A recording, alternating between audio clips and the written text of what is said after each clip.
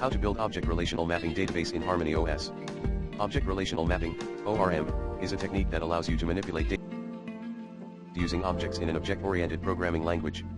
HarmonyOS supports ORM as part of its Java API references, which provides a set of object-oriented APIs for adding, modifying, deleting, and querying entities and relational data. Superscript 1. To build an ORM database in HarmonyOS, you need to follow these steps. Install HarmonyOS Dev Studio, which is an integrated development environment, IDE, for HarmonyOS development. Create a new HarmonyOS project in Dev Studio and select the application type, device form factor, and programming language, Java or JavaScript. In the project structure, open the resources folder and create a new ORM file with the .orm extension. In the ORM file, define the entity classes and their properties, as well as the mapping relationships between them.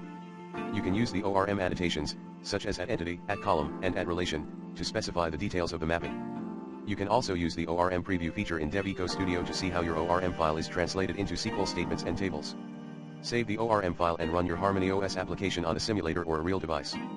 Here is an example of a simple ORM file that defines a user entity and a book entity, as well as a one-to-many relationship between them. @entity public class user @column, is primary key equals true, auto-generate equals true, private int ID, @column private string name, @column private int age, @relation, referenced column name equals user ID, private list book books, @entity public class book @column, is primary key equals true, auto-generate equals true, private int ID, @column private string.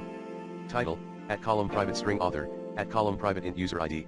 You can find more information and tutorials on how to build an ORM database in HarmonyOS on the official HarmonyOS documentation website or on other websites. Learn more. 1. Object Relational Mapping Database Overview https://